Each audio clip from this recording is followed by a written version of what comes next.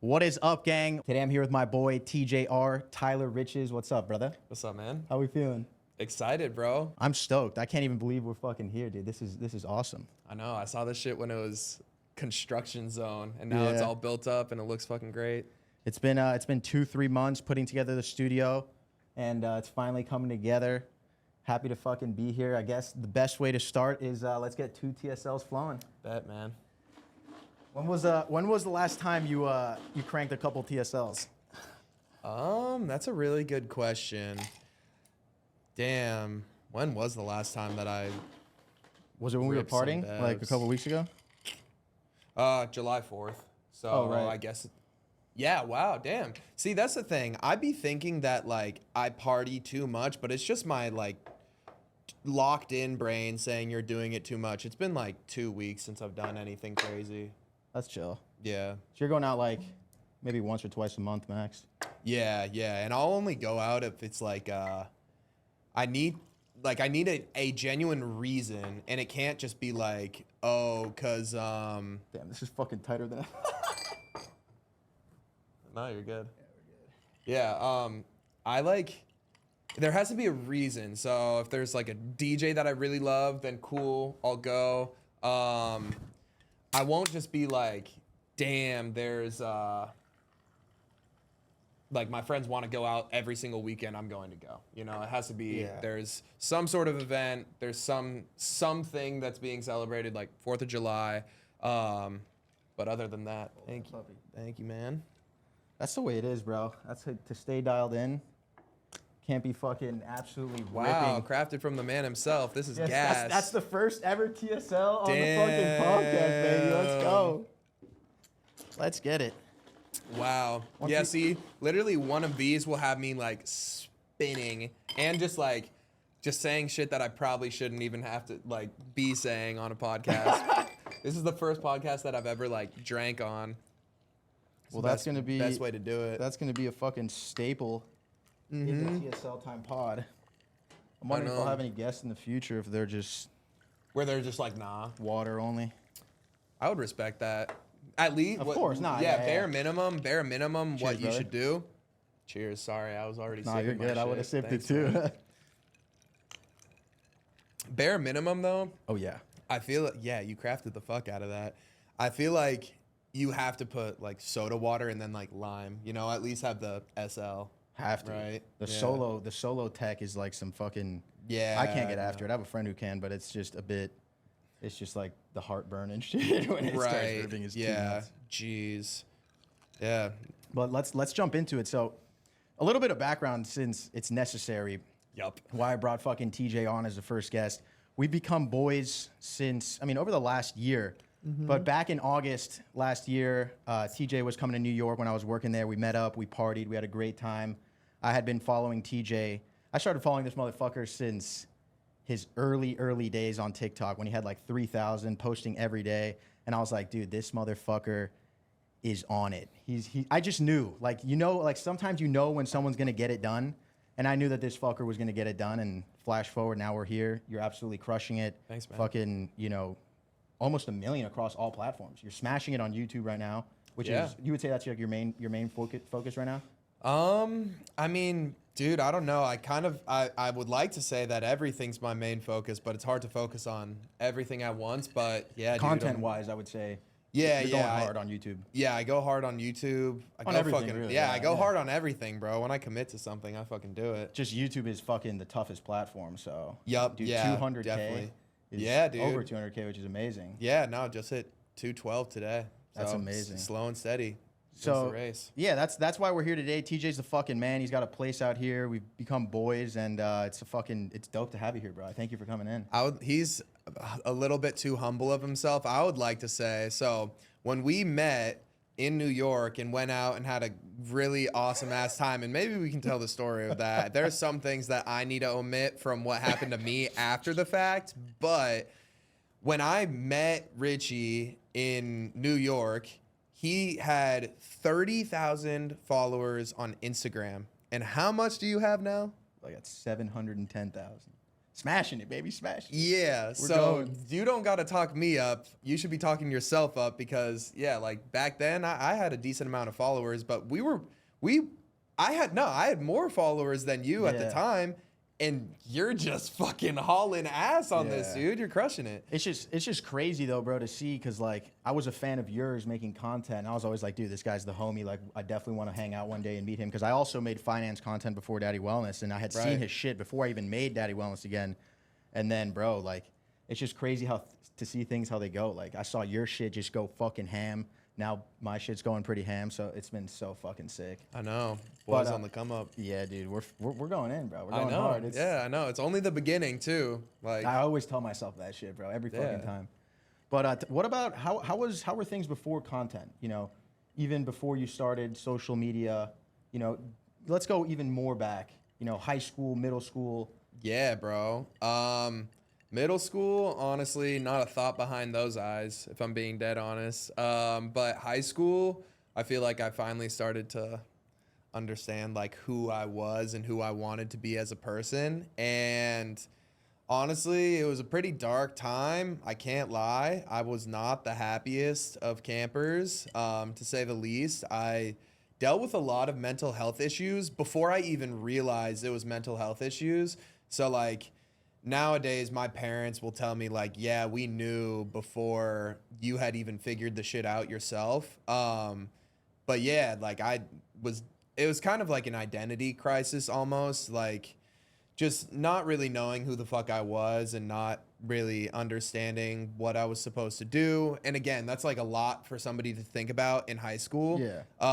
But I think that kind of gave some foreshadowing of like where I would be at today, because I think even in high school, I was more mentally mature, more so in the fact like I was thinking 5 years ahead and stressing the fuck out about it, when most high schoolers are like, bro, let's just do high school shit. And I wanted to do high school shit too, but I was thinking like, what am I going to do for work? What even is like the meaning of life and all of that? So it caused a lot of issues. I was really, really fucking depressed in high school and in my first year of college. Yeah, bro, and not much was fucking going on for me besides crypto and trading. Yeah, so that, you know, so I mean, you just to cover a little bit more. Now, what is like your main, what are you dedicating most of your time to? You know, you have a community, you have a prop firm, Yeah. you're doing a ton of other shit. You're investing in real estate now. Yep. Give us a little background on, your main areas of focus business wise. And you're 22 right now, right? Yeah. Yeah, year younger. Yeah, Nuts, yeah. Bro. Nuts. I thought you were so much older when we fucking met, bro. Yeah, no, I'm a baby, and I feel like it surprises a lot of people. I feel like I kind of speed run phases of my life. So like I sped run the crash out college phase when most people it takes like 4 years. For me, it was like 6 months. But yeah, like most of my days, I mean, that's a problem. I'm sure you know the same thing. Like you're an entrepreneur now too, where it's like I own 4 companies and soon to be 5, or technically 5 now, which is something that's in the works. You guys will find out soon. But yeah, dude, it just depends on the day. Like what company needs some fucking like tending to that day. I will say the social media aspect and like the social media company, you could say like TJR, as the persona and social brand definitely takes the most amount of time, because it's like, bro, you got to be making TikToks every day. You got to be posting Instagram Reels every day. And luckily I have people to help me with that. You got to be posting YouTube videos pretty frequently. And with companies, it's like, yeah, you are working on them day in and day out, but you can hire people to kind of do that work for you. And luckily for me, I'm like really financially stable, so I can hire managers, like literally just speed run the entire process, so people just instantly, it turns into a well-oiled machine. And that's how pretty much all of my companies are.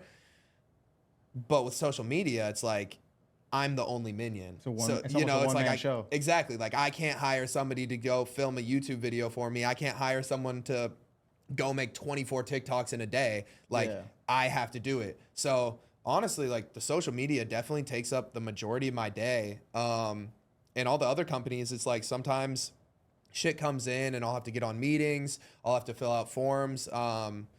I mainly oversee like the bigger picture sort of thing in pretty much all of my companies, but yeah, social media definitely takes up the majority of my time. Yeah, and I mean, for us, that's the kind of the way it goes, because it's, you know, your style of video is kind of the same as mine, just in a different niche, where it's just, you know, us talking to the camera, showing spotlights of our day to day, talking about our passions. You know, for you, obviously trading and just lifestyle, business. For me, sometimes I dive into that, but it's, you know, wellness, getting healthy, balancing everything. So yeah, I mean, dude, social media is people don't see what goes into it behind all of it. You know what I mean? It's insane. Bro, it's funny because I remember when I was younger and I would see YouTubers being like, you guys don't even know what it's like to be a creator. And I'm like, what a bitch. Like, just make a YouTube video of you like playing the game or something, you know? Like, bro, and again, people are definitely going to be seeing this and be like, these guys are bitches. But bro, it's mentally draining. Like, for me, especially when I was on my like run, like when I met you, everyone calls that like prime day trading TikTok, which is so true because there were so many different personalities that were making those face on content. I feel like I'm like the only one that does that still now, that has like a big platform. Bro, like imagine making 24 unique TikToks a day and you can't repeat the same thing, you know, like over and over again. It's hard and it takes a lot of fucking brain power and it takes time. You got to like edit the shit and yeah, no, there's a lot more that goes into it than just being in front of the camera and filming some shit. Yeah, and I mean, I think at the end of the day, though, the blessing in disguise for us is that people follow you because of you, and then the value and the entertainment and the humor is just like exactly, bro, a compliment to the social media. We just be ourselves. Yeah, and to that point, I mean, walk us through. So you started. I mean, you invested in crypto. You got in really early back in 2020 or 2017. No, even earlier. Yeah, okay. 2016, 2017, and then I made decent, I mean, nowadays, like decent money. Back then it was ridiculous for me, but yeah, 2020 was really just like the one for me. You took that money and then you began to, you know, you traded for 2 years, you became profitable. Then you took your, I mean, tell us a little bit about that. Yeah, so when I first got into crypto and made a bag, it was just dumb luck. You know, just right place, right time. And then after that, moving forward, I probably took like 2 years before even getting into trading itself. And I started getting into trading junior year of high school because my brother was in college and he met a friend that was like trying to get him onto like Forex trading. And that's like what kickstarted everything for me. Because my brother was home and he was on a Zoom call and this dude's teaching him about like support and resistance. And I'm like, oh, damn, like that looks pretty fucking dope. Yeah, like that looks fucking cool. And then next thing I know, I'm watching like 8 hours of YouTube videos a day, reading fucking books on it. And that's really where the journey started. And then pretty much like leading out of high school is right around when I turned profitable. And then in the context sorry to cut you off, but in the context of, you know, turning profitable as a trader, it's what 98% of people who day trade are not successful. Yeah, right? It's a very small number of people who have the discipline and, you know, can control. It's a very psychological thing in simple terms. And so you were finally able to see that break after 2 years. Yeah. But I will say, I definitely think I'll attribute a lot of me being able to turn profitable with the fact that I had made, at the time, a significant amount of money where most people try and day trade and they think that's going to like pay the bills. But for me, I didn't have to pay the bills with day trading. So it was kind of like stress-free where I can say, hey, I have bills paid for, you know, like several years from now because of the money that I made in crypto. And I can just work on this as a skill itself. So instead of being like, oh, I need to make $5,000 this week in order to eat, fucking pay rent, pay for power, and like all this and that. It was more so just like, I want to learn how to actually do this. And luckily for me, I have the opportunity and the resources to make this where I can put like full effort into this and I don't necessarily need money from it. Right. And then that's when things began to scale. That's when you went all in on social media. And then we're able a little bit after that, actually. So like I started social media right after my sophomore year of college. You dropped out? Yeah, I dropped out. And right after When was 2020? Yeah, 2020 was pretty much like end of my senior year of high school, or like the whole COVID shit happened. And again, like I saw opportunity within the market of crypto. So I was like, bet, you know, I'm going balls deep in that. I lost so much fucking money when I was in high school. I was just like, yo, Bitcoin, Ethereum. I was just like dumping into random shit. Lost a couple $1,000. And then again in 2020, I just, held the bag for too long, didn't do well. It's most people lose in this game. So it's it's a crazy game to do well in. Yeah, no, I mean, I would like to say the first time I got lucky. And then I would like to say the second time I was definitely smarter, and I definitely knew to an extent what I was doing. And I would like to say this time around, I'm going to spank the fuck out of the market, and I have been. And thank goodness, like, what a time to be alive, man. Like, yeah, it's a big opportunity. Crazy opportunity. And I'm enjoying it. That's awesome. Yeah, dude, and I think one of the things that stands out you about the most that, I think a lot of people appreciate, your closer fans, is that like so many people on social media nowadays is a fucking dangerous place if you can't, if you can't kind of view it critically in a way. So many people, in their early 20s, showcase this life that's a fantasy, the cars, the houses, the apartments, the traveling, the jewelry and stuff like that, which is of course part of the brand to show your credibility that you're doing well. A lot of people just, it's not real that are showing that, except I know TJ, he's my boy, and it's all real. You have your apartment here. I went with you to buy your first fucking, crazy whip, which was insane. You have your crib in Puerto Rico. Like, does it ever feel a little bit, do you ever feel like just out of touch, or a bit just like, what the fuck? Or are you that distracted that, and focused? Dude, it's weird. I feel like people always think like, damn, I can't wait to make it so I can sit back and be like, oh, wow, I really made it. That will never happen. Like, you'll see little glimpses of it. Like sometimes I'm sitting in my backyard at night in Puerto Rico, and it's like, I'm looking at my pool, and I'm just like, I can finally have a break from all the noise. I don't have my phone near me, and I'm just looking around like, damn. Like, we're doing some shit right here, like, holy shit, I can't believe like everything that I've accomplished. But also I don't know, there's always another dragon to chase. And I think a lot of people who haven't like made it yet really do think that there's going to be some point in time where they get to, like, they buy their supercar, they retire their parents, or they buy a house, and they're just like, oh, and they can sit back and be like, damn, I made it. It just doesn't really happen like that. Those things, you kind of just assume that they're going to happen, and then they do. And it's like, well, what else did I fucking expect? I knew this was going to happen. And now it's like, what's next? Like, I'm in the process of buying another house in Puerto Rico. Literally should be able to close on it on Monday, which is awesome. That's fucking amazing, bro. I gotta get out to PR, dude. It seems like such a nice time. It's awesome. Yeah, and then you've been there now for what, a year and a half? Yeah, pretty much a full year now. Wouldn't say a half, because I got in there last summer. So yeah, that's awesome. Like a year and a couple months. Yeah, and I kind of want to wheel back to the earlier days before everything and stuff, because you said you kind of knew this path that you were taking on, and I think for me, I can kind of relate to that, just that voice in your head, that vision, where like for a long time I was like, dude, I really love entertainment and social media and, making videos, and maybe something good could come out of it. And like, I always knew. And then, suddenly you start like chasing that dragon and really working hard, and you're seeing how things, begin to play out. And so did you hear, like, in high school, middle school, before anything came together, did you have that voice? Like, when did you find out you were like, oh, I'm too comfortable, I need to start, like, I need to make that leap? Bro, it's so crazy that you say that. So I'll tell like 2 stories. So the first story is when I was first learning how to trade Forex. And if you guys are in Miami, or if you guys even like watch Forex traders, you guys will know this one dude, Lambo Raul.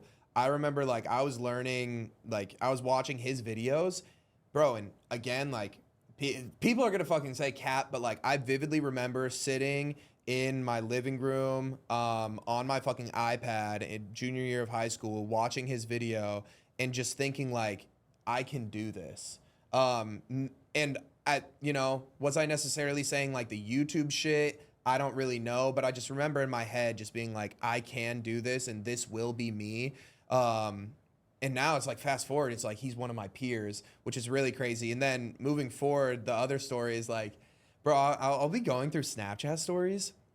And even when I was in high school, anybody can attest to this. Like, I was the biggest TikTok fucking hater. Like, if anybody... So was I, bro. That's crazy. Bro, so was I, man. Everybody in my high school, like... I know a couple people on my basketball team, bro, they tried to convince me to download TikTok, and I was like, I'm not downloading that fruitcake ass shit. Like, I'm not doing that. Like, that app is fucking weird. My brother was on fucking TikTok and shit, and like he was doing dancing videos and like going to the whole Literally. trend. And I was like, bro, that's crazy and shit. And like he was a bit like, you know, he would kind of hide it from our family and shit. And I was like, no way I'd ever get on that shit. But bro, and then the funny thing is, like, I will see on Snapchat, I'll see, like, this is on my personal TikTok. I would never post them, but I would make dumb ass videos that I would just save and send to my boys. And didn't have anything to do with trading, but it was me like using the fucking sounds or doing dumb shit. And this is before I started posting about trading, is before I started posting about anything. So I feel like there was something inside of me where it's like, you are an entertainer almost. Like, I don't know, like, I was just making videos for my boys because I thought it was fucking funny. And then next thing I know, like, fast forward to why I even wanted to start social media in the first place. I was just way too fucking complacent, and I realized, like, I was smoking weed pretty much every single day, and trading. So it was just like, smoke weed, trade, smoke weed after you're done trading. It's just like horrible cycle. And then there was a point where I felt really shitty about myself, and I was like, something really has to change. So I decided to take on another task, and I was like, man, I have this really awesome skill. How can I teach people about it? And then just started getting on TikTok. That was me too, bro. I mean, I don't know if you had kind of like a roller coaster-ish type of thing where like you lock in for a bit and then you just kind of fall off and then you lock in. That was me. I mean, I was also smoking weed like a fucking maniac. And what I realized was I was like, the weed was kind of just like a distraction to like what I wanted to focus on. And then it all came together, and I was just like, bro, this is just not it. You know what I mean? Like, I mean, I don't think, I mean, weed is definitely probably a little bit better than smashing TSLs if you don't have it under control. Right, but, yeah. But it can definitely, I mean, it definitely fucks motivation a bit too. So 100%. Did you quit at that time when? Yes. So yeah, I'll kind of tell my story with weed. I was like, bro, as big of a stoner as it gets, like ripping dabs and shit. Same. Like the nasty ass hash. Yeah. Bong rippers, 420, like joints the size of like King Kong's two of my fucking thumbs. Shaq's thumb. Yeah, literally. And then when I decided I wanted to go on social media, I stopped smoking for, it was pretty much like 2.5 months. Because I was like, I got to get my shit together. I want to be better than this. Stopped smoking for 2.5 months, started making TikTok videos. And then I came back to Utah, and I had dropped out at that time, and I was still hanging around my college friends. And this is no disrespect to my college friends. I fucking love them. But again, it's really hard to be around that stuff, especially when you first quit it, to be able to stay on top of it. So I got back in the loop, and I was still smoking while I was doing social media. But now to this date, I'm officially 7 months fucking weed free. Zero? So, zero. Haven't touched it for 7 months, Okay. which is really impressive for me. And really hopefully... Yeah, we got a little fried together once. Yeah, I do remember that one. Yeah. That was nuts. Yeah, that was pretty nuts. But yeah, since it was like on New Year's Day, I pretty much was like, yeah, every time, like it was like the roller coaster cycle. I was like, okay, I'm going to take a month break. I'm going to take a tolerance break. And then like that month would be the best month of trading and social media and everything for every company. And I was like, okay, this shit is not coincidental. Like every time I take a tolerance break, I fucking destroy the markets and I do super well in life. So I'm just going to cut the shit out completely. Yeah, and I think it's different for everyone, bro. But it's funny you say that because I mean, weed caused me to have crazy anxiety in like 2020-ish. First it starts off, you're having so much fun, you're getting fried with your boys, you're hiding from your parents, you're putting in the fucking eye drops, you're listening, you're hiding, you're listening to music, it's always a good laugh, and then a couple of years in, it's kind of just like, it's part of who you are. Same old, bro. And then it's not as good. And so, I mean, it's just, I mean, it's a pretty common thing, I think, where like, at least when I stopped smoking weed, it was like that period where it was like really finding myself and like, what do I want to do? And, you know, just kind of, you know, understanding, you know, what do I need to do to get after to accomplish my goals and shit like that. But some people can pull it off, which is kind of, I mean, I don't know. I know a few people who can, to be honest. Like some weird aliens. Like I have a couple friends who smoke almost, you know, every day. And they're ridiculously locked in. See, but I don't know many people like that. That's the thing. Like, I mean, people would look at me, bro. I mean, I think even 8 months ago when I was smoking gas, like, bro, I was making like, you know, $1 million plus a month, and I'm smoking gas. So like, you know, people see that and they're like, oh, this dude's, how does he even do it?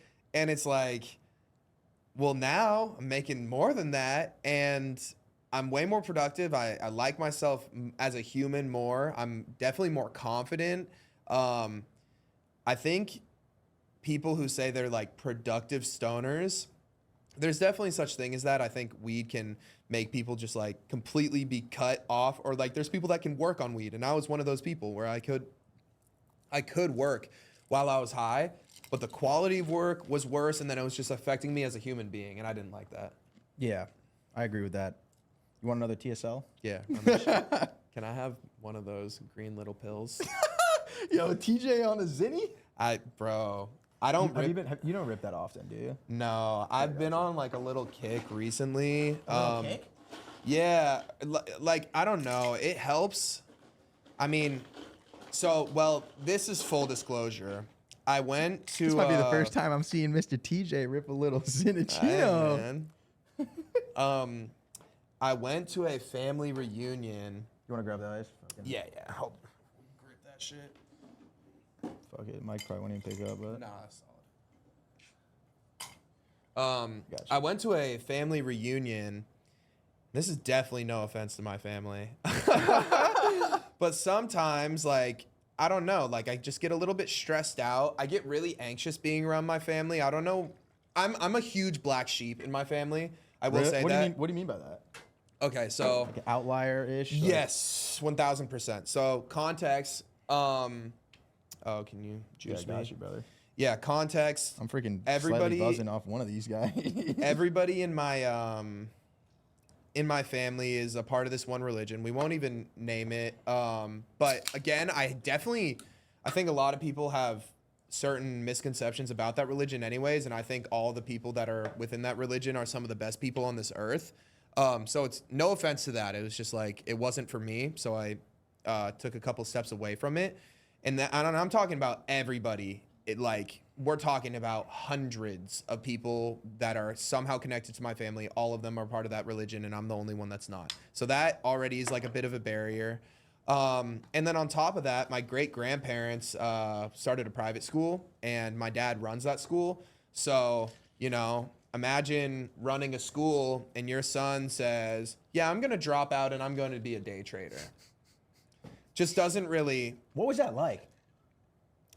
Bro, when you had it was a lot. Was it bad? It was really bad. Yeah, I vividly remember. Like they wanted to disown you and shit, and like they were like, "This kid's crazy." Like, yeah. Did you ever look at them in the eyes and be like, "I'm gonna do this shit," and like, bro, no, this is crazy. So, okay, I'll give the story on this. So, the storyteller, TJ, baby. With the whole like religion thing, I told them about it, and there was like probably a 3-hour conversation. That was an argument with that. Everybody's already heard that story before. We'll just leave it at that. And I'm past it now. Before, when I was talking on those other podcasts, I wasn't past it, but now I'm fully past it because me and my parents have made up, which is awesome because family's everything. So that happened. And then I proceeded to say that I wanted to drop out of school. And, you know, I'm showing my dad how much I'm making. And he's like, wow, that's crazy.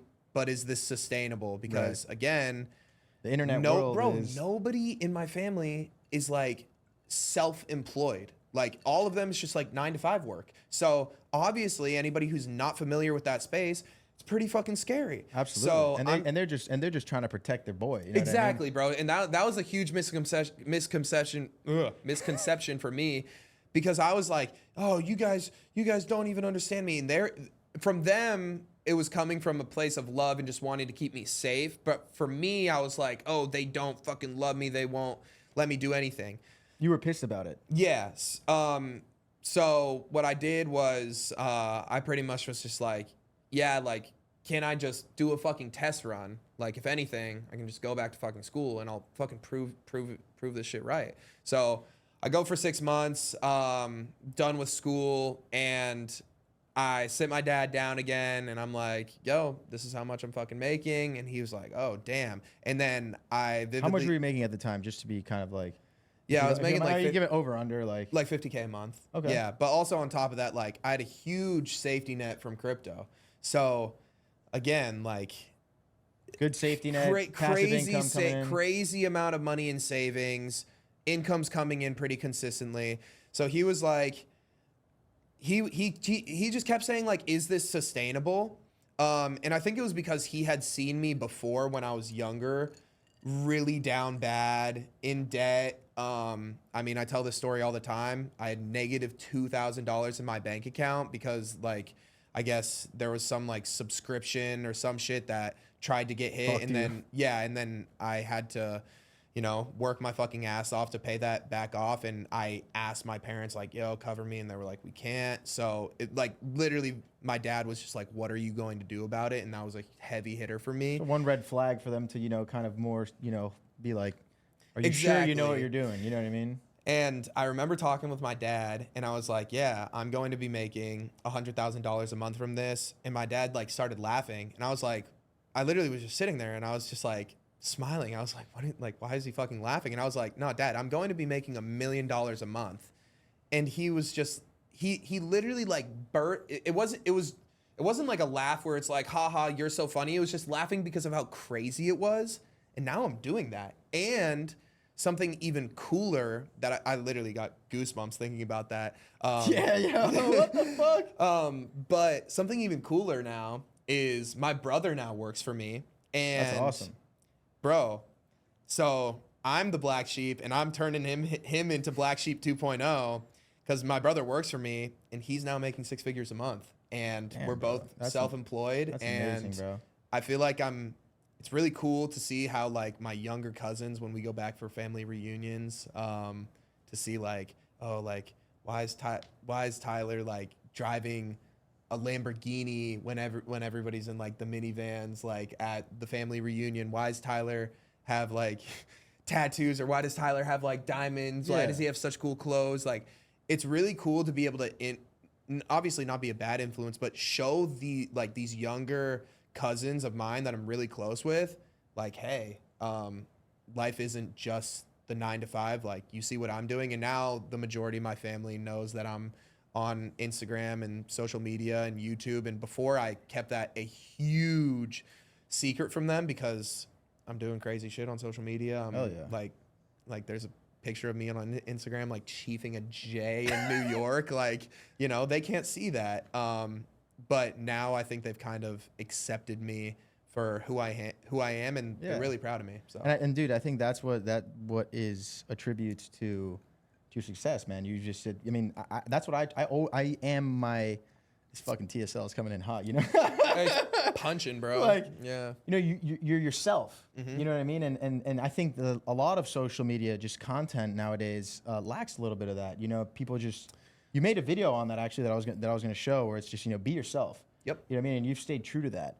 But I think, yeah, bro. That I saw that video and the shit that you sent me. That was like right when I started social media. Yeah. Bro. I was in the Utah apartment. You were still in college when you were? No. Oh, you were already out. Yeah. So when I started social media, I felt like that was like a big thing for me, where I had to have dropped out of college for me to have any sort of reputability online, regardless of the money that I was making. Because, like, I don't know, for me to come on there and be like, yeah, I day trade, I make this much money every single day, and still be in college, like, that kind of is counterintuitive, because it's like, why would he still be in college if he's making this much money? You know, it sounds like he's not so sure of himself. So that was a big thing for me, of wanting to be completely like, hey, this is actually legitly what I'm doing full time. Yeah, and a pretty tough question here, but, you know, aside from the money, like, how would you, I feel like when sometimes people ask, like, how do you define success and stuff like that? Like, how would you define success? Aside from, I think the money is kind of like a side effect. When you're doing what you love and you put in the work, then maybe it comes with it, maybe it doesn't. I think a lot of the times it does come, but like, how would you define success? Is it, is it the money? Is it the sense of fulfillment? How many people you're helping?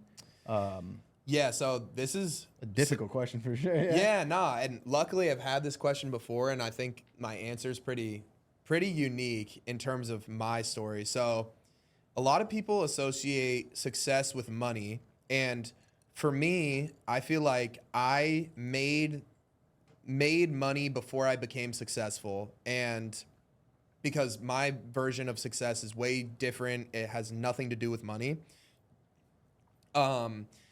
Because I made a bunch of money when I was a fucking nobody and I was living a pretty bad life. And in my eyes, I feel like success is being exactly who you want to be as a person, like being a good person, being like close to family. I think that's like a huge thing. And again, before that, I wasn't necessarily close to family and actually appreciating the people that are around you.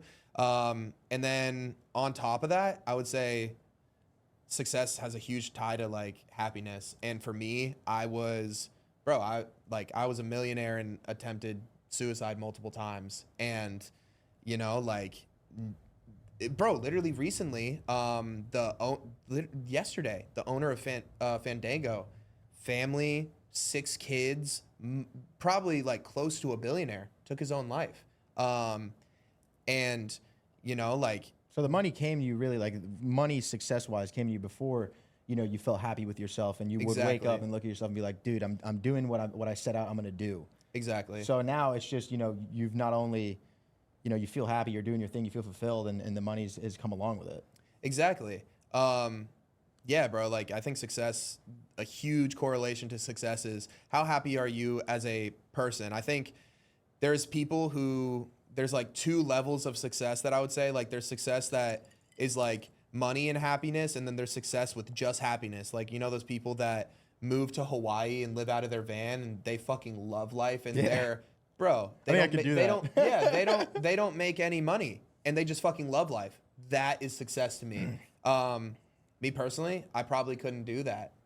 So in turn, like for me, it's like money and happiness because it gives me. You love business as well, though, which is aside from the content and shit. Like I love business and solving, these, certain problems, and how can we make, a company better? How can we help more people? How can we make everything better? You've always been passionate for business, and since early on. Were you ever like selling sneakers in high school or middle school? And doing little things like that. Yeah, bro. I had a sneaker bot when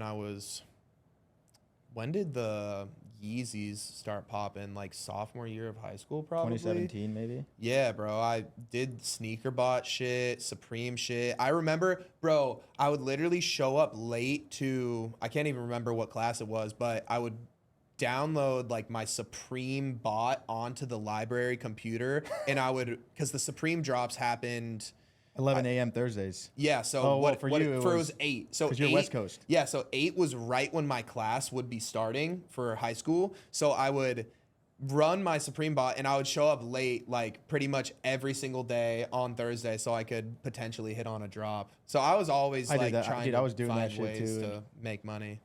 Yeah, it's pretty funny. I mean, so many people, a lot of people who fucking, I mean, even early, I mean, nowadays it's like your 30s are your fucking, or your 20s are your 30s nowadays on social media and shit. But a lot of people who fucking, start to see early success, like they were always fucking hustling and doing shit early on and stuff like that. I've seen it in a lot of my friends too. I dabbled with fucking reselling sneakers and buying box logos on Thursdays and stuff like that. Just because, I don't know, there was like a rush to it, Entrepreneurship kind of just like lights a fire under my ass. The sense of like every day is a new challenge.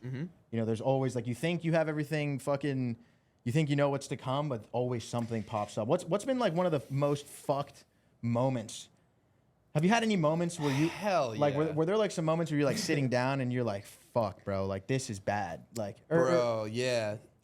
There's there's a couple times. One, I tell the story all the fucking time. I turned $10,000 into $112,000, and then lost it all the next day. And I was just like, man.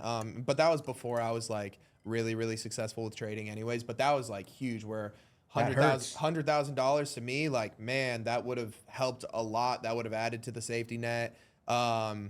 So that was one of them. And bro, there's a story of this, I forget who it is, but this really successful businessman whose net worth is like $500 million. And he said like there was one day where he had to pay, I forget what it was, like whether it was a credit card bill that was like a couple $100,000, and like he couldn't front it, and he was like pulling his hair out because like he thought his business was going to be done. And people see me and they're like, oh man, you probably live the most carefree, stress-free life ever because you're making $1 million+ a month consistently. It's far from the case, bro. Like there's days where I'm like pulling my hair out because I'm feeding, bro, like several families with like employees and all of this. So honestly, the more money that you make and as you start scaling companies, the more stress that gets on you and the more like holy shit moments happen. Like there's been so many times with several different companies that I own where I'm just like pulling hair out, like staying up all night trying to figure out how am I even going to make this work. But on the outside looking in, it's like, oh, TJR, he's fucking crushing it. Like he's making all this money. But there's always times like that where like even the lonely hours are and I feel like, but during those times, you know, even because you know, you mentioned you dealt with a little bit of depression and I mean, even, you know, taking your own life, which, you know, yeah.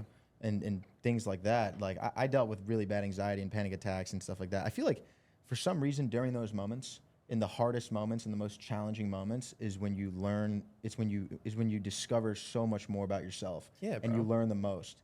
It's like so many, I've heard this quote, which I don't even know if it's real, where it's like 90% of people or most people, like when you're about to succeed and the door's is about to open right in front of you, that's when people like pull back. Mm-hmm. Like right when you're about to like make that next step, people fucking, you know, decide to quit. And I don't know, at least, you know, fucking dude, we're 23, 22, you know, whole life's ahead of us and stuff. Yeah. But like in those most difficult moments, you know, those are the times where you really do learn the most and find out like what it is that you got to get done and what to look out for and stuff like that. Yeah, I think hitting rock bottom was probably the best thing that could have ever happened to me. As sad as it is, like that period in my life was the hardest time for me ever in terms of emotions and in terms of like financial situation. But I definitely think that hitting rock bottom was by far the best thing that could have ever happened to me, because when that happened, I looked around, there was nobody to fucking pick me up, and it was like I pretty much like took a deep breath and I was like, shit, like Gotta figure this out. Yeah, I gotta figure it out. You know, there's like two options. You either just like quit on yourself, and I tried to do that a couple times and I was like, look, I'm not gonna do that. So I gotta figure out this life shit. It's crazy, bro. Yeah, because for me, I started my like I really started taking social seriously last June in 2023, and it's crazy. You made a video. You documented your whole journey before, like you were recording yourself in certain moments, and you posted a YouTube video of it, like when you went to get your truck, and like you remember that video you posted where it was like you documented the whole back end. I've been recording myself the whole time since like June 15th, the day I started posting. I fucking recorded myself, and I was like, I don't give a fuck what comes. I'm just gonna keep posting, see what happens. If it works, it works. I'm just gonna have fun with it. But the 2 years leading up to that, I went abroad to like study in fucking Spain, and I went on the most nasty bender you could imagine. 6 months in Spain, I was just drinking every day. I gained fucking 30 pounds. I just ended with this girl beforehand. I was a fucking disaster.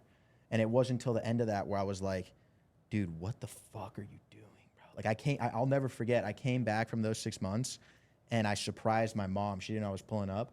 And when she saw me, she was like, yo, I was like, jeez. I was like 230, massive beard, fucking like just bags on my eyes, just being, I mean, you know, it was an incredible 6 months. You know what I mean? I got to travel Europe, party, have a great time.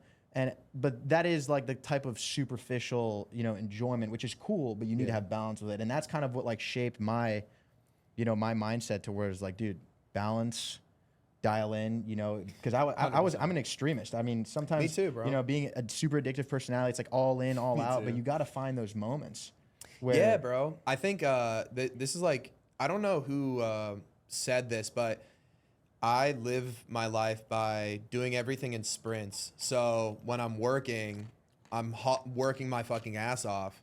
When I'm turning up, I'm turning the fuck up. And it's just making sure that there's the correct balance of that where, you know, at least make it like I don't know, you can apply it to like the diet shit. You know how people say like 80-20, 80% grind your ass off, 20% enjoy your life, you know? Because I feel like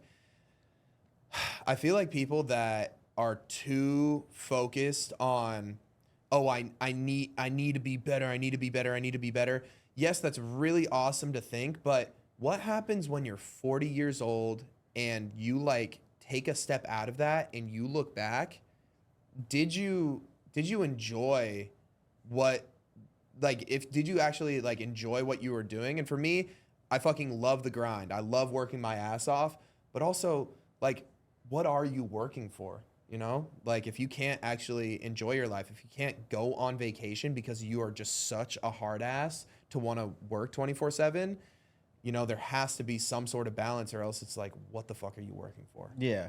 There's just one quote someone told me recently where it's like, you've heard the one, everything in moderation. Yep. But sometimes moderation in moderation. Mm-hmm. So Yeah, like, yeah. that's kind of like the rule that I've applied to myself for the last couple of years. And it's just been like a full breakthrough. It's like, I call it the 85-15% rule, where it's like 6 days out of the week, we're fucking smashing. Yep. 1 day out of the week, bro, you have some fun, maybe sometimes 2 days out of the week or anything like that. But like, I've noticed that it allows for much more sustainable growth. Yeah, definitely. Yeah, dude. One of my favorite business people, Naval Ravikant, he has like a really good theory where it's like, if you are somebody like us who really enjoys working their ass off, you should allocate at least 2 days of rest or like free time. And more often than not, because we're hard asses, we're going to end up turning that into only 1 day of free time. But if you allocate 2 days, then you're pretty much like giving yourself that guaranteed opportunity of like, hey, at least have like your 1 day, you know, where you can just chill out. Yeah. And so I was going to ask you, what do you think you would be doing right now if like, did you ever think to yourself like, oh, I would work in this, you know, field? Cause like, bro, I finished school. I studied finance and shit. Congrats. And my plan was, you know, before last year, well, I would say until I actually like listened to that voice where I was like, I don't give a fuck what's going to happen. I'm just going to make, you know, entrepreneurship work. Yeah. I was like, fuck it. I'm going to go work in finance. I'm going to work in venture capital or some shit, see what happens. I would tell my parents that. And, you know, my dad's an entrepreneur. He's been hustling his whole life, you know, lots of ups and downs, but always been a fucking hustler. And I love to see that. You know, I saw his grind. I was like, I want to do that. But then when I would tell him, I was like, yo, I want to do the same shit. He's like, nah, dude, take a more secure route and stuff. Yeah. And I was kind of like in that, you know, I was like in one part of my head was like, go a more safe route. And then another part's like, you know, here where I am fucking in this studio. Yeah. We're shooting a podcast. Just see, it's crazy. Honestly, you just see what happens. You know, did you have anything that did you ever, I mean, cause you dropped out kind of early. Really early. Yeah, dude, for me, it was when I was going from high school to college, pretty much every single person that was in my high school. So even more context, my high school is like a really well-known high school in the Bay Area for education. So all of like the CEO of all the tech companies in Silicon Valley, like their kids went to my school. So all of them, like their parents are like prepping the fuck out of them. Like, you're going to do this, you're going to do that. And for me, I was coming out of high school and I was like, I don't know what I'm going to study. I don't even know where the fuck I want to go to college. I don't even know what I want to do with my life.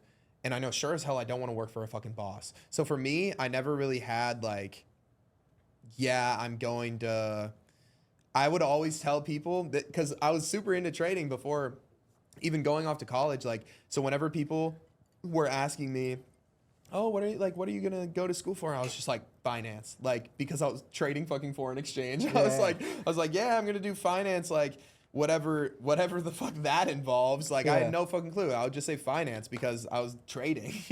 But yeah, I've never worked like a real 9-to-5 in my entire life. And yeah, and in reality, I like when you don't know what you'd be doing. No fucking clue. Yeah. Is there anything that interests you outside of like if it wasn't entrepreneurship or being your own, you know, business owner? Is there anything not sitting at a fucking desk doing Excel and fucking cranking away. Couldn't do that shit, bro. I Yeah. mean, even in I honestly, I'm like, dude, for someone who tried, I genuinely, like, I worked in investment consulting, I worked in growth equity, and maybe sometimes I think we convince ourselves that we're not able to. I mean, you didn't even have the chance to. yeah. But, dude, I honestly just did not feel that rush. You know, and I love the rush. Yeah, I love the rush. Bro, there's Yeah. something that, like, I feel like all entrepreneurs have, like, every single person that you talk to that ends up being an entrepreneur, there's something in their head where you notice it immediately, where, like, I'm talking to you and I know that you have the same fucking entrepreneurship Wiring switch. in the brain. Yeah, there's something in entrepreneurs' brains where I genuinely think, like, either you have it or you don't. And I can't even explain it, but literally, like, you either have it or you don't. Yeah, I think it's, but yeah, it's, I mean, easier said than done. Like, you either have it or you don't. But one thing I noticed, at least, is that I think some people have it, but they don't get past that, like, 3, 4, 5, 6 month mark of, like, you know, Alex Hormozi actually posted something recently where he was like, entrepreneurship is not about, like, the guy with, like, some special magical powers. It's about the last one standing. Yep. Yeah. And so I made fucking finance content for 2 years and got no views. Like, no one even knows. Only a few people who follow me, like, know about OBR investing and shit. You had seen a couple of my videos at the time. That was Yeah. it. And, like, it never worked. And then I was like, fuck it, I'm going to try it again. I started Daddy Wellness in 2019 and posted a couple of videos with fucking Moose, and he got 1,000 followers in the local community. And I was like, that whole time afterwards, I was like, I need to come back to it. I think it has to do with, like, that voice in your head. Yes. But you gotta just, I think you also, I mean, I mean, obviously your risk tolerance is high. Yeah. Like, I've never been, like, even, like, and I think it's just like when I go drink, you know, I want to drink a lot. Or if I'm fucking gambling, like, in my head, I just, like, I can't bet a little bit. Even if I don't have a lot of money, I need to feel something. Entrepreneurs have that shit. I think the voice in my head, like, I remember for me, it was like when I lost that $112,000, I stopped trading for 3 months, and I pretty much was like, fuck this, I'm done, I'm never trading again. And then crypto started picking back up, and I had bags already deployed, and I started looking at the Bitcoin chart, and then next thing I know, like, right underneath the Bitcoin ticker symbol is like GBP JPY, and I'm like, click, and then I just start charting shit up, and next thing I know, I'm just back fucking hooked. Back at it. Yeah. Yeah, I traded for a while, and I had some success while fucking, you know, post-pandemic, if you can even say that fucking word. Everything was going up. Your dog could bark at a ticker symbol. I traded options and stuff.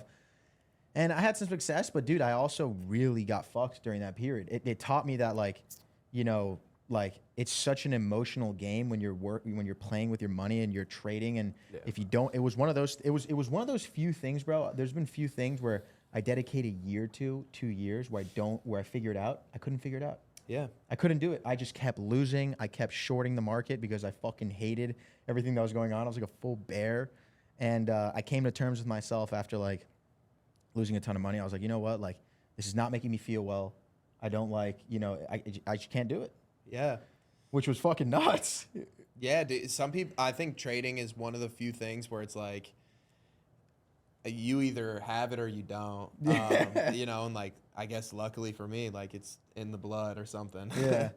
And what about, I mean, talk to us about a little bit of you know, we kind of covered, you know, you do have somewhat of a balanced approach, but, like, over the last 2 years, like, I mean, you said you want to get a little bit in better shape right now. You might be training for a marathon or something like that. Have you, I mean, you're an athletic motherfucker, but, you know, over the 2 years that things have really picked up, did you find time, like, have you been able to find time to, you know, take care of your health mentally, physically, go to the gym and stuff like that? How do you incorporate it?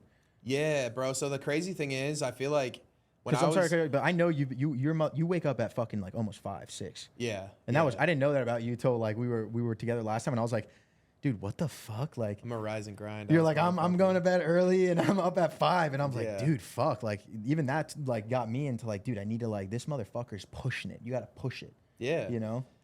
Yeah, I think You find the time?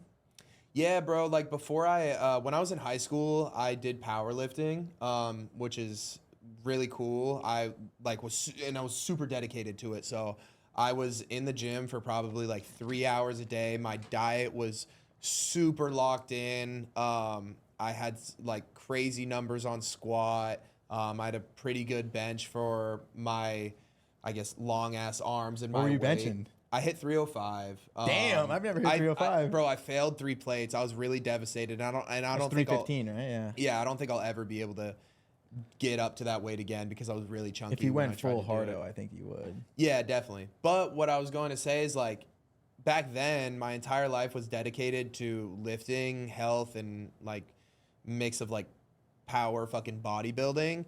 But now, and that was like, I really love doing that. But now I really love doing the business shit, and the gym and health and wellness is more so of like part of my routine rather than my entire life focus. Right.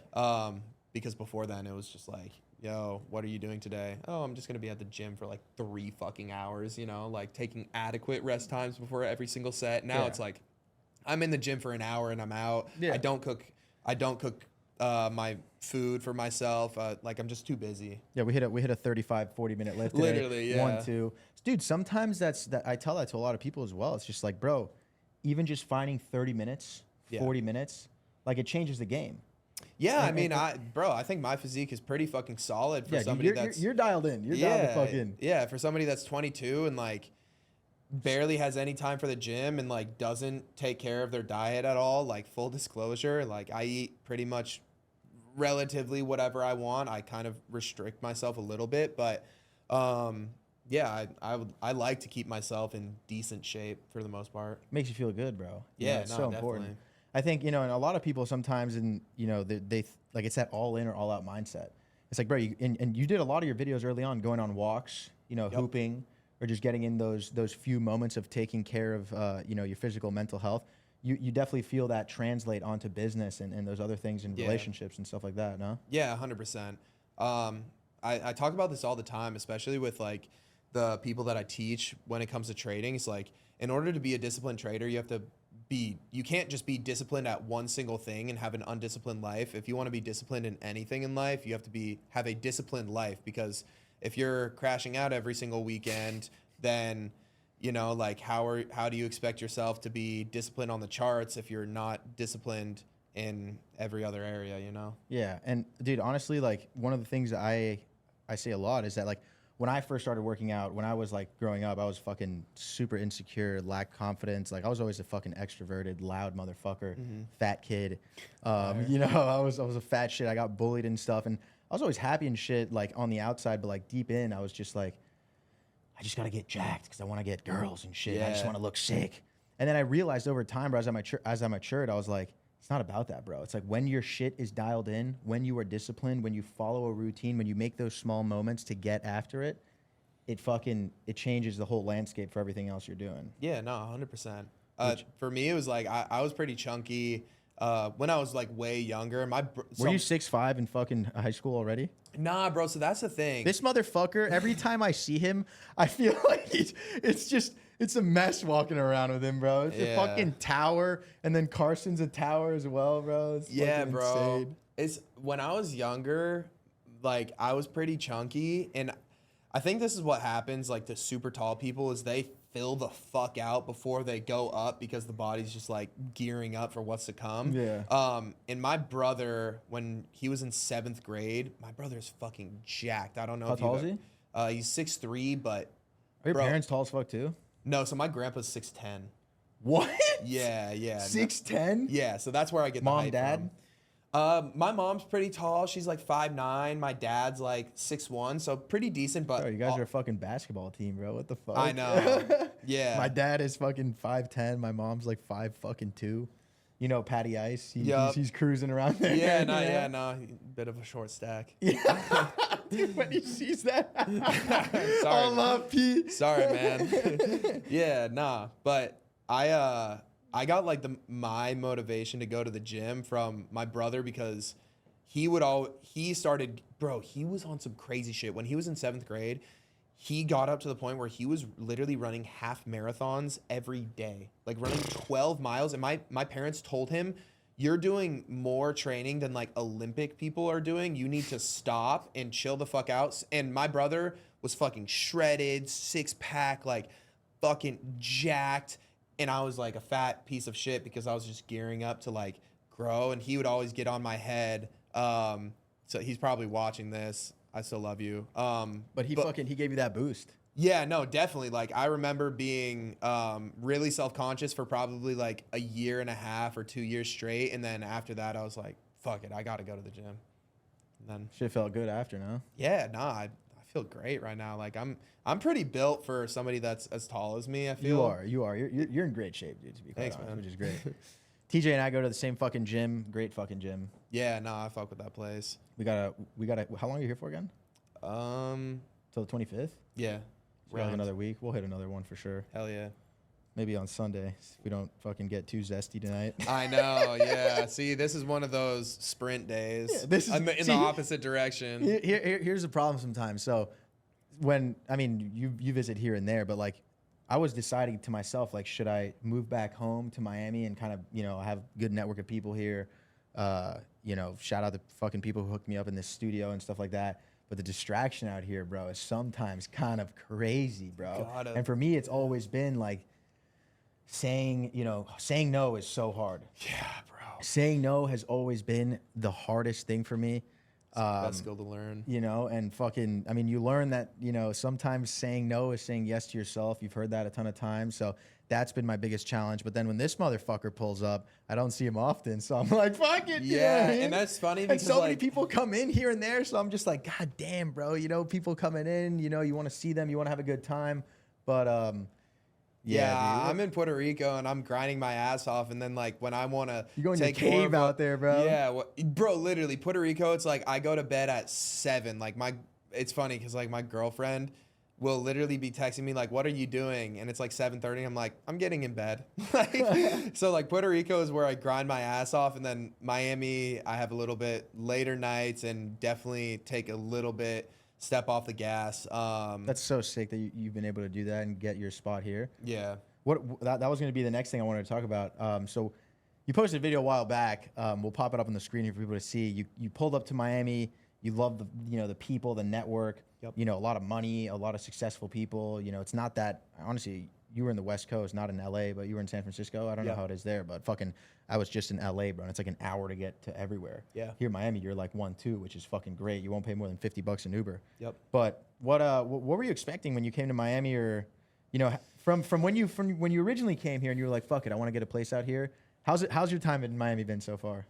It's awesome, bro. I love it. I think it's perfect for somebody like me to have the balance of Puerto Rico, cave, Batman, lock in. And then because I couldn't live out here for sure, just because of my like line of work and what I do. I feel like I need tax benefits. Yeah. I don't even know how that works. Tax benefits for sure. But yeah, coming out here is really useful for the social media shit because I can do stuff like this, like, more vlogging, podcasting, exactly. having fun. Have cool ass car out here, Miami lifestyle, crypto millionaire. It's really easy to make content out here because fires you up a bit, Yeah, because everybody out here is dragging their nuts with like a Lambo or like they're flexing their cool shit. Like I keep all of my cool clothing, my watches, my jewelry. Like these bitches, these never come to Puerto Rico. I gotta get some ice. Here. Yeah?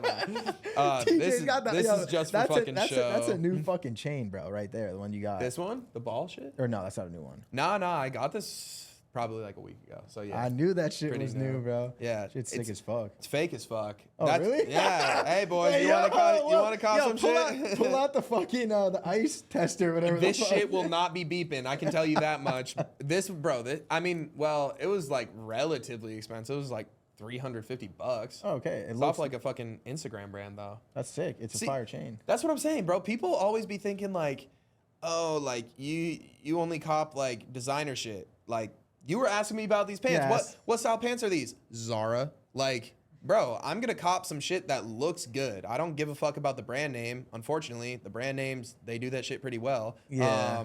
But yeah, bro, I'm gonna cop shit that looks good. I'm a budget beast at times. Yeah, dude, I think, for me, I've never been as much into, styling or fashion or any of that stuff. I've always been like Uniqlo, Zara, J. You put that shit on though. I seen that. I go low key though. You put like for that, me the shoes is everything for me. Hell And like yeah. from waist down, I care. Like I think good denim, good shoes. yeah. But I mean, I can always just be rocking a white tee and shit and you know, get by.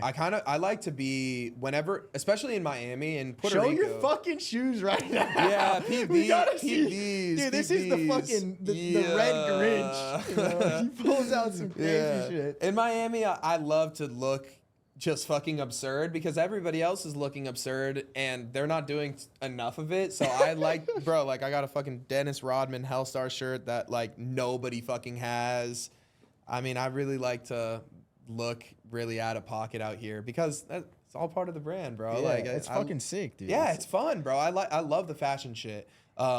It's really fun for me to be able to like go into my closet and be like, who can I piss off today? And just, you know. Is that actually one of the questions you ask yourself sometimes? Like, how can I get a weird look and shit? Bro. I don't know if I do that unconsciously, like with those, like, I mean, the headphones, a lot of people think like, yo, those headphones you're wearing and shit. Nah, like, they're hard. What are you on, bro? And See, I won't lie. I do think a part of myself is just like, I had the AirPod Maxes. I was like, fuck this shit, bro. I want to look like I'm a fucking space racer. And I just throw on those fucking. See, this is my thought process on the fashion shit. If you don't get at least one weird look, then you're not doing it right.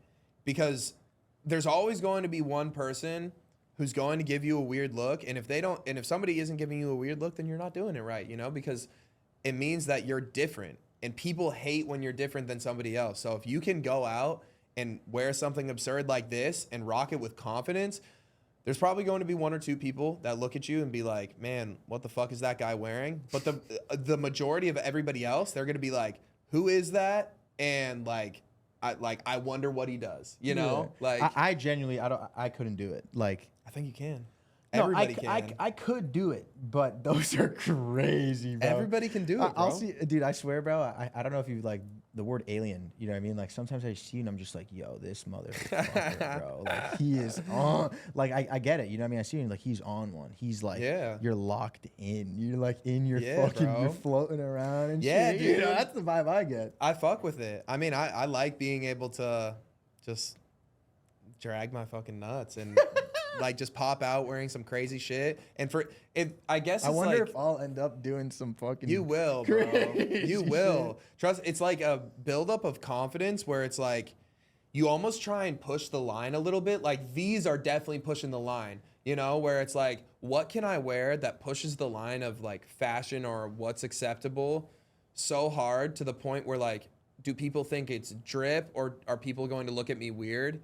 And I love to push that line as much as possible. Yeah, my brother, I mean, dude, my family's from Venezuela, Hispanic and shit. And like the attire that is like norm for our family is like nice jeans, polo. Tuck that bitch in. Yeah, tuck that bitch in. Like kind of pretty, you know, just like formal, classy type of thing. When I'm with my grandma, she's like, button down and all that stuff. And my brother's kind of been like the black sheep in it. Like he's wearing some big ass pants and some shirts. And like over the years, I've been like, dude, Patty, what are you on, bro? But then recently, I've low-key been like, dude, he's onto something. You know what I mean? telling Like, you, bro. I bought a couple of pants recently that are just like more cargo, like kind of the ones you're wearing. Hell yeah, yeah. And I'm just, bro, you're just way more comfortable.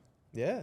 I mean, and you're feeling fucking, you know? do. You feel like that fucking man because people are looking at you like. And this TSLs. Yeah. Me too, man. Yeah, I know. Literally 2 TSLs. I was questioning doing one more, but I think that one will. Yeah, no, I'm sealed the deal. Yeah, on I'm that sealed one. the deal as well. We'll save the rest for tonight. Yeah. Yeah, nah, but I feel the same way where it's like, dude, if I can put some shit on and wear it confidently, fuck yeah, I'm feeling myself. So what's been your favorite part about Miami? Besides leaving the fucking bat cave, like, is it the food, the nightlife, or just being able to say, fuck it, I'm here, I'm gonna kind of, you know, I'm still gonna stand on business, but, you know, we're gonna have fun. What's been your favorite part? I mean, the heat, you kind of already got that in PR, but. Yeah, I think my favorite part about Miami is the food for sure. I think Miami has everything that Puerto Rico doesn't for me. So when I think about Puerto Rico, it's like beach, has my laid back lifestyle.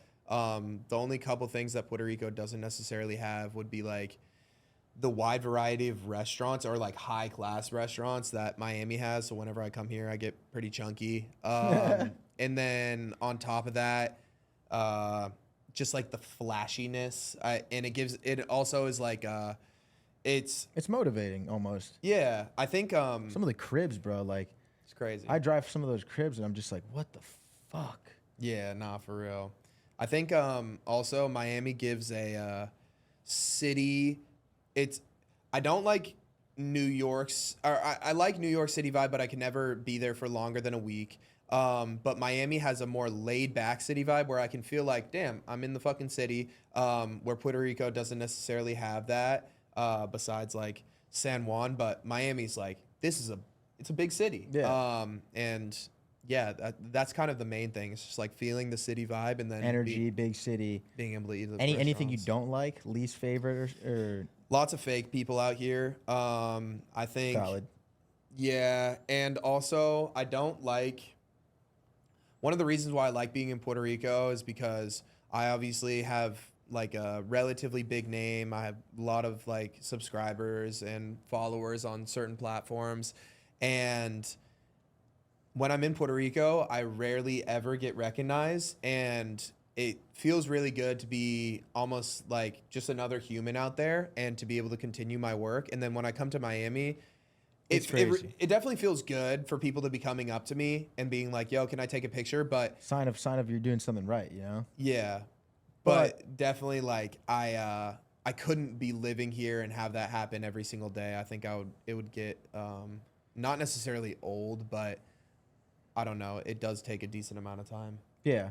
I mean, dude, I mean, for me, it's just been like surreal, like in a way of just, I mean, I love anytime someone comes up to me, I'm just like, holy fuck, Yeah. like this is crazy. I mean, they love the content. They're hitting the fucking seat. And Yeah, they're- it's fire. and I'm just like, bro, this is nuts. You know what I mean? It's awesome. But I can definitely see, like, I've definitely had those thoughts where I'm just like, damn, you know what I mean? Like, what if I moved to like Costa Rica and just lived in like a fucking crib and just fully disconnected and stuff? And, you know, you have It's your, nice every now and then. yeah, I long overdue. I gotta get out there. Yeah, bro. You got to see what life is like. It's on been the a minute. island. I gotta It's come fun, stay at bro. your place, bro. Yeah, no, definitely. That'll be so sick.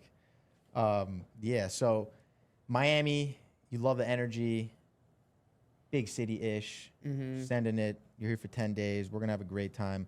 Now, let's talk a little bit more about, you know, spending money. What's Yep. the dumbest fucking thing you've purchased thus far? You know, a lot of people say, like, you should not buy a crazy car early in your life, especially even if you're making a ton of bread. What's the dumbest thing you've bought? Definitely not the car. I mean, the car. I'm not saying the car. I'm just saying yeah, that's yeah, what people. yeah. Dumbest thing. That watch. Nah, this was a solid purchase, bro. Not that one. The other one. The Oh, blue. You bought like a woman's fucking. Oh, the Rolex was pretty dumb. Yeah, the Rolex was pretty dumb. Yeah. No, that's probably the most expensive and dumbest purchase that I bought. You don't regret any purchases, really. Just fuck it. I would say some clothing, some pieces of clothing. Like I have these. The most expensive piece of clothing that I own is a pair of Prada overalls. They were like $5,000, and I've only worn them twice, and it was for both Coachellas that I went to, and it was like, I'll probably run them back next year too. Yeah. But yeah, probably buying a little bit too much clothes. That's probably Really? Yeah. Because the Brabus, I mean, if anything, like, bro, that blew me the fuck up on all socials. Like, yeah, it was a $300,000 car, but I was there with this motherfucker. That was insane. TJ was like, "Yo, I'm gonna go buy a crazy whip. Pull up to this fucking I don't even know, like a crazy luxury dealership. Yeah. All the whips." And you're like, that's the fucking one. Are you happy with that car so far? Oh yeah, bro, I love it. That shit's a boat, brother. Yeah, nah, it's cool because I don't like you never see anybody else with that car, and it costs pretty much a little bit more than like Urus, and everybody has a Urus out here, so it's just my way of You being don't love the different. Urus. I don't fuck with the Urus. It's a Camry out here, especially in Miami. But anywhere else, like if you were in like Colorado or like what's another random ass state like New Mexico, you know, like nobody's out that bitch with pressure. If you drive a Urus out there, people are like, what? But for me in Miami, like you see probably 10 a day, like bare minimum a 10 a day. So I had to get something a little bit different. That shit's hard. Orange guts. Yeah, bro. You're in a UFO in that shit. I know. It's just I've one been of in it one. twice, but that shit was fucking sick. And now you're starting up a little storm on socials. What the fuck is going on? Let me pull up when you go that carbon McLaren, dude. We got to pop up a picture of that shit. The video you posted the other day, Bro, like it's that. crazy. How do you don't even fit in that car though, bro? I do you like no. You're not even a do. car guy though. Neither am I. I just think it's dope. That's the thing. I'm not. They just look sick. Yeah. So this is my thought process. People are gonna hate me for this, but it's just me dragging my nuts. So when I love how you just genuinely like, you know, who the fuck cares? You know what I mean? Yeah, I don't. I one day want to have a sick car like that too. I don't know jack shit about cars. I don't You know know what anything I mean? It just either. must feel so cool. Just fucking, you know, you're just ripping that shit. Yeah, bro. Even in the West Coast, I can't imagine what it must be like driving through those valleys and shit. It's fun. Yeah, I mean, the McLaren is kind of like, so for me, this is my thought process. It's like, I know how much the Brabus did in terms of like increasing how many followers I had on social media, specifically Instagram. Like the Brabus blew me up on Instagram for sure. And I'm thinking, okay, that's what $300,000 can get you. Let's see what 700 bands can get me on a one of three full carbon fiber 765 LT Spider. And then I kind of want to rip up the seats and make it all green, like slime green, kind of like this Bottega bag, like slime green guts on the inside. Dude, what the fuck? It's crazy you say though. It's so I find it fucking just so interesting how, I mean, I've always loved your content. And then, you know, the people see the whip and they're like, holy shit, like this is crazy. Who the fuck is this guy? But then they don't stay because of the whip. They stay because they fuck with you. Yeah. You know what I mean? So it's kind of interesting how that works in a way, you know? Yeah. What people are attracted to is just like, okay, he's got a whip, he's doing something right, this guy's a hustler. And then they get to see a little bit more of you and they're like, you know. Yeah, I try and I'm bait sticking people around with in this, homie. with random shit. Like maybe I'll make like a stupid video on TikTok, or I'll make like some clickbait YouTube videos. But in reality, it's all just to get them in to then see like the real me, because Of course. I put more videos out that are less clickbaity than clickbait, or like just Definitely goofy, way viral. more normal. Like Yeah, exactly. Our shit is really very similar in a way, which is fucking hilarious. Yeah, I think I don't know. Do you think that, this is a question for you, do you think that you're different on social media than in person? I think you are. You think I am? Yeah, 100%. Like a lot? Yeah, I mean, well, I think the thing, I mean, for the homies, like for my friends that have known me for a long time, like, I mean, obviously since the brands picked up and shit, like, I would say, yeah, I'm obviously a little bit more mellow. Like, I mean, even on YouTube and stuff, and like when you put on a performance and like you're trying to entertain, you got to crank it up. But there's still, I mean, a lot of me still is like, sometimes I'm just like, you know, I'll be hitting suies and doing crazy shit just without the camera on. yeah. It's just you don't really find me, you know, doing that. That just happens randomly, but Right. Yeah. but I would say it's like, I wouldn't, you know, it's definitely a character, but I like to say it's like it's a detachment. It's an attachment from myself. Like when you're 100%. dancing like a fucking Jeremy Fragrance motherfucker Yeah, the other yeah. day. I love that shit. I love it when you just say fucking yo, I don't give a I put fuck. on a crank ass house song and I'm just like dancing around the crib. I want to get that fucker Fragrance on here, bro. That would be. I feel like he's a character, bro. Crazy, bro. No, he's actually fucking. I don't think he's somebody that I bet is no different on socials than he is in real life, bro. He's crazy. And that's another example of just someone who just, he loves fragrance. He loves what he does. He Fucks with that dances shit, bro. and- It's so fire. He's literally like just gassing the whole fucking room with that shit. Yeah. And he's going up to people on the street and just like sniffing them. That's so fire, bro. He's lit. He's yeah, so no, lit. he's awesome. So you're thinking the McLaren. Yeah. So I haven't even bought the shit yet. They're giving me some problems at the dealership. We won't get too deep into that, but yeah, ideally I do the one of three carbon fiber shit. And if that. not that, then probably a Ferrari. But I would have to make it something that And you nobody's keep the seen Mercedes. before. Yeah, I'll keep the Brabus.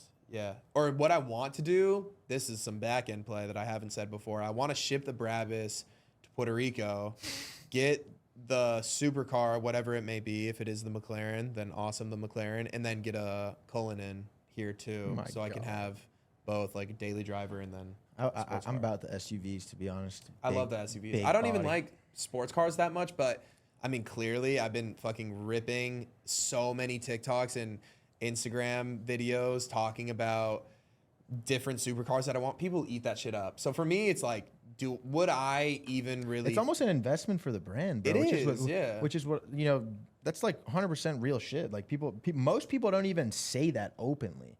You know what I mean? Like you Yeah. just being like, you know, you fuck with the car, it's dope, but it's a big investment for the brand and stuff like that. Yeah, and, no, and that's the type of shit I 100%. think people also got to see sometimes too. You know what I mean? Which they don't see and they don't hear people say. Is like, you fuck with the car, but again, it's, you know, it's part of the brand, it's part of the aesthetics, part of the content. What can we do with this? You know what I mean? Yeah, no, I don't even fuck with fucking supercars.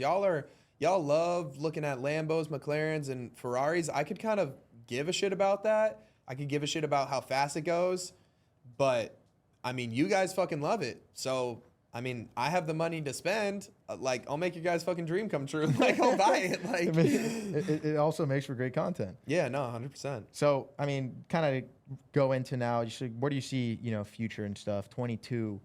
You think you'll make a full move somewhere? Are you gonna eventually maybe get a different spot here in Miami? Where's your head at? Or would you think you gotta go back to the West Coast? So my lease ends on this apartment in December. I think I'm going to extend it for another 6 months because I haven't been using it to the fullest or like as much as I want to. So I think I'll take some more trips out here more frequently, spend more time in Miami and make the most out of it. And then after that, I think what I'll want to do is kind of just bounce back and forth, like kind of just like do year leases in a bunch of different spots in the States. So yeah, fuck it. Maybe like Orange County type of play in California. And then maybe I don't know. I can't even think of another place that I would do it right now, but I think California is a good spot if you're avoiding the taxes, and I'm fully avoiding the taxes. So yeah, I think doing something West Coast would be cool. Travel anywhere outside? I mean, I know you've done some traveling to Europe and stuff. Is that something you want to do at all? Maybe go visit some different cities. Like we might link up in Ibiza in a month and shit. You might pop out for the tour, which will be sick. Yeah, I think It's just hard sometimes when there's so much going on. I'm so busy. Yeah, bro. It's like, you know, you want to be able to enjoy those moments, and if you're out for too long, or yeah, bro. For me, I think a week is like my max in terms of travel, because when I'm traveling, I want it to be a vacation. When I come to Miami, I'm still working, so I don't consider Miami vacation. But if I go anywhere outside of Miami or Puerto Rico, I put the phone away, put everything away, and I actually am traveling. I'm on vacation. I'm not working.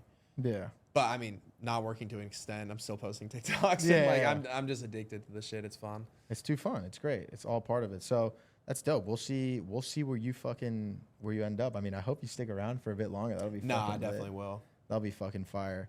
And I mean, overall, just like what are some of your goals though? You know, in the coming years. So what's like that one thing that's kind of just like really calling you? YouTube.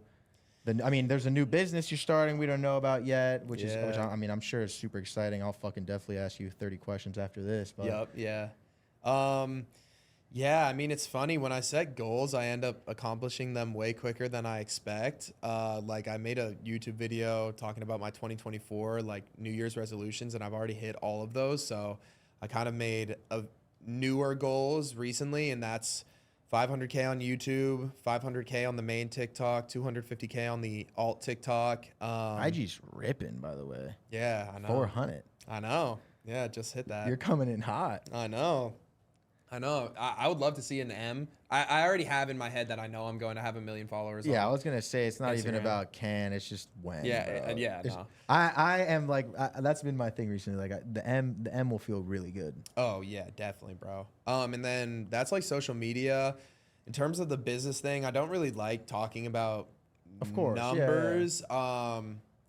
But I mean, I would like to be a Deca.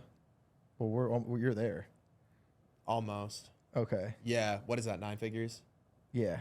Yeah. I would. That's like what is in my sights for. Motion twin. Yeah, for like money value, I would like to have 9 figures as the net worth. And I think one thing that I've seen a lot, not to cut you off, is that that's just the result of just more hard work, bro. Yeah. You know what I mean? It's like the more results you see, the harder you need to work. Mm-hmm. You know what I mean? So it's like Yeah, to 'cause get you to keep that, extending your shit. you gotta just fucking, you're gonna hit it. I mean, yeah, it's fucking insane. It's in the sights, bro. It's in the sights. Yeah, I got the sniper scope on it and just. Barrett 50 cal on it. Yup. Yeah. No, dude. I'm waiting for that day, bro. Because I've been counting up. Because I mean, net worth isn't necessarily like what's in the bank account, but it's like total. And another thing, I want to sell one of my companies. I think that's like a huge. Exit. Yeah, at least like sell one of the companies. Doesn't really matter which one. I think that's like that's something that in my eyes would solidify myself in like the business hall of fame. I think exiting a company is Must be an unbelievable feeling. yeah. And I have a couple friends who have done it, and I think that is just like, I think more, I've moved more from like trading more towards business in these past couple years. Because trading's just like such a risk on game. And I would love to more solidify myself as somebody who went from a trader to then a businessman, and just because in reality, you know, like trading it's fucking hard. Yeah. And it, you know, there's like a relative cap on it, and I don't really like playing with absurdly high numbers. I already play with really big numbers on a day-to-day basis, but eventually like business is a much lower risk than trading. So if I'm able to exit a company for, you know, 9 figures, then I would want to do that instead of trying to like trade course. my way up to that, you know? Yeah. That's incredible. Cheers to more TSLs to those goals, man. Yeah, no, 100%. Let's fucking go though. I mean, with that being said, I think, you know, it's been a great fucking time 100%, chopping it up. bro. For those of you guys who watched this first episode, much fucking love. Thank you for the support. You'll definitely see fucking T again, Yeah. whether in a vlog or in a podcast or maybe even short form. We'll do some fuck shit. Who knows? But yeah, thank you guys for the support. Fucking seep. We're gonna keep cranking Teach it. me how to do that shit. See? You got it. First. Shit's got it. addicting. Yeah, you know what? Now it's mandatory. End of every TSL time pod. The guest they gotta has hit They that gotta shit. hit a fucking seep. Much love, guys. We'll catch you guys soon. Fuck yeah. Let's go.